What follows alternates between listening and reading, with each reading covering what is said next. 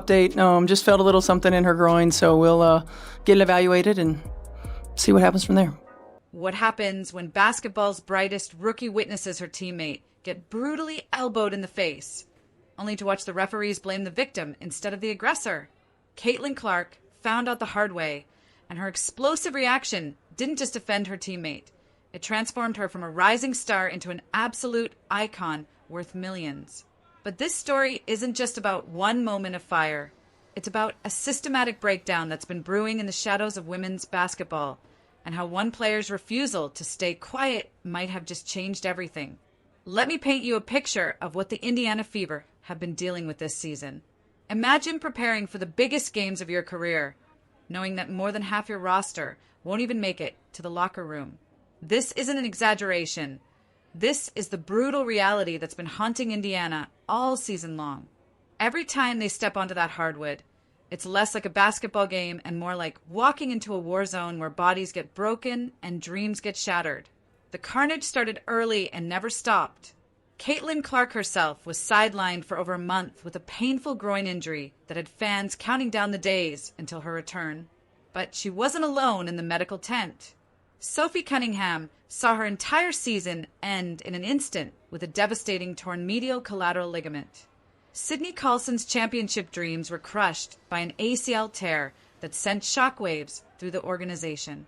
Ari McDonald found herself indefinitely benched with a fractured foot, and just when things couldn't get worse, Chloe Beebe was ruled out with a knee injury right before a crucial matchup.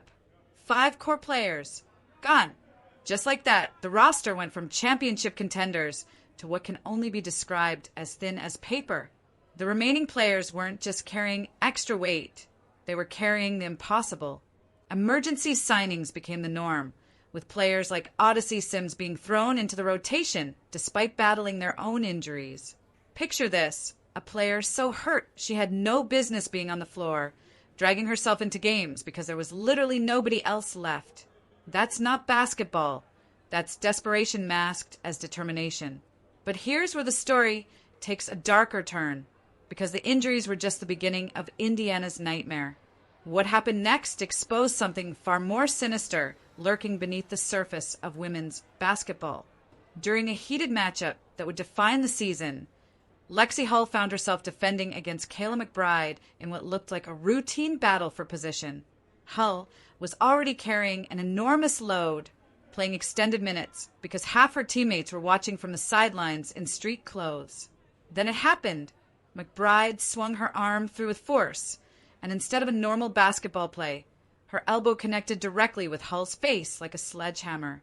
Hull crumpled to the floor instantly, clutching her jaw in obvious pain, and everyone in that arena, from the fans and the nosebleeds to the commentators calling the action, assumed they were about to witness justice. This was textbook flagrant contact, the kind of play that gets players ejected and sends a clear message that dangerous behavior won't be tolerated. But what happened next flipped reality completely upside down. The whistle blew, and instead of penalizing McBride for the obvious elbow to the face, the referees made a call that left everyone speechless. They whistled Lexie Hull. The victim became the villain in the span of a heartbeat. The player who had just absorbed a brutal blow to the face was somehow being punished for the privilege of getting hurt.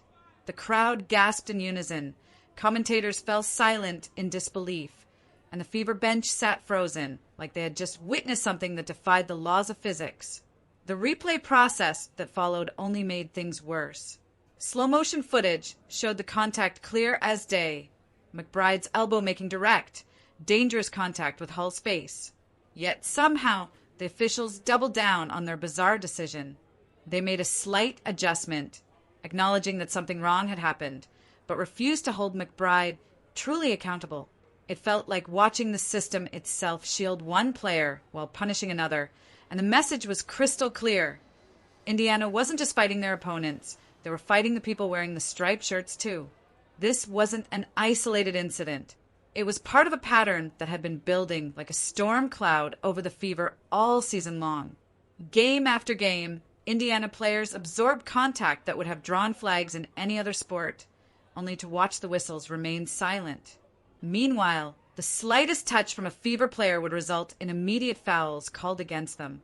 The imbalance was so obvious that even their head coach, Stephanie White, couldn't stay quiet any longer. In carefully chosen but pointed words, she made it clear that her team wasn't being officiated on the same playing field as their opponents. Social media erupted as fans began connecting the dots. Video after video showed Fever players taking hard hits, body checks, and elbows with no consequences for their opponents. The hashtag started flying, the conspiracy theories began brewing, and questions started echoing through every basketball forum on the internet. Were the referees intentionally working against the Indiana Fever? But here's what separates champions from everyone else: how they respond when the entire world seems stacked against them. Instead of folding under the pressure of injuries, bad calls, and systemic bias, Indiana did something remarkable. They fought back with everything they had left. Kelsey Mitchell became an absolute warrior, dropping 26 points night after night while absorbing double teams and suffocating defense.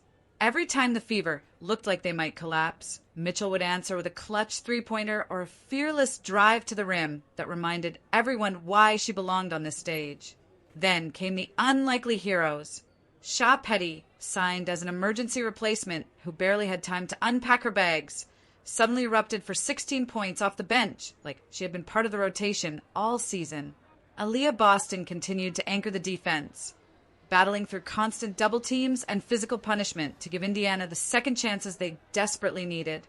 Even Lexie Hull, despite everything she had endured, showed incredible leadership by dropping 23 points in 37 grueling minutes during a previous game that proved her heart was bigger than any obstacle in her path. These weren't just basketball performances. They were statements of defiance against a system that seemed determined to break them. Every made shot, every defensive stop, every moment of brilliance was Indiana's way of saying they refused to be victims of circumstances beyond their control. The controversy reached another boiling point during their matchup against the Connecticut Sun. Despite winning 88-71 and securing their place in the Commissioner Cup final, the victory was overshadowed by yet another officiating disaster. The Washington Post's Candace Buckner didn't mince words, pointing out how referees consistently overlooked excessive contact that eventually boiled over into a late-game scuffle that could have been entirely avoided with proper officiating.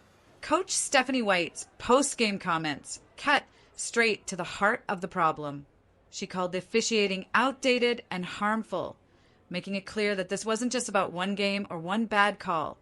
This was about the integrity of the entire sport. Her words carried extra weight because she wasn't alone in her frustration. League superstars like Brittany Griner and Aya Wilson had been voicing similar complaints about referees who seemed unwilling or unable to adapt to the faster, more physical nature of the modern WNBA. But it was Caitlin Clark's reaction to the Hull incident that changed everything. When Lexie Hull hit the floor clutching her face and the referees made their incomprehensible call, Clark didn't respond with quiet frustration or a diplomatic smile for the cameras. Her reaction was explosive, raw, and absolutely electric. Her arms shot up in disbelief. Her voice cut through the arena noise like a lightning bolt, and her face carried the kind of fire that transforms ordinary moments into legendary ones. In that instant, something shifted in the basketball universe. Clark wasn't just a talented rookie trying to find her place in the league anymore. She had become the heartbeat of the Indiana Fever, standing tall for her teammate when the entire system seemed broken. That fearless energy didn't just offend Hull. It electrified everyone watching and transformed Clark from a promising player into an absolute rock star worth millions. The anticipation for her return from injury became absolutely fever-pitched.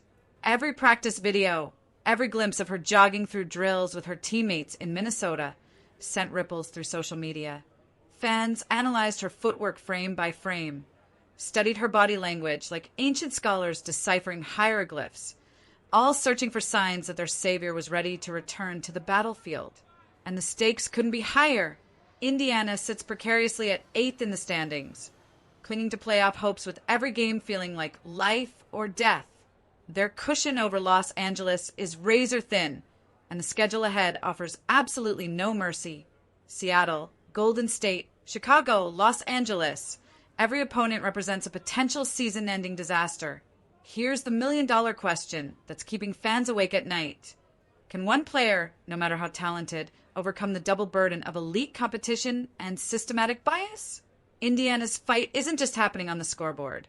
It's against forces that seem determined to break them down piece by piece. Will Caitlin Clark's firepower be enough to overcome the storm? Or are the Fever trapped in something bigger than basketball itself? What we witnessed wasn't just a rookie defending her teammate. It was the birth of a legend, the moment when Caitlin Clark announced to the world that she wouldn't be silenced, intimidated, or broken by a system that seems designed to tear down everything she's building. Her explosive response to injustice didn't just make her a rock star. It made her a symbol of everything that's right about fighting for what you believe in, even when the entire world seems to be working against you.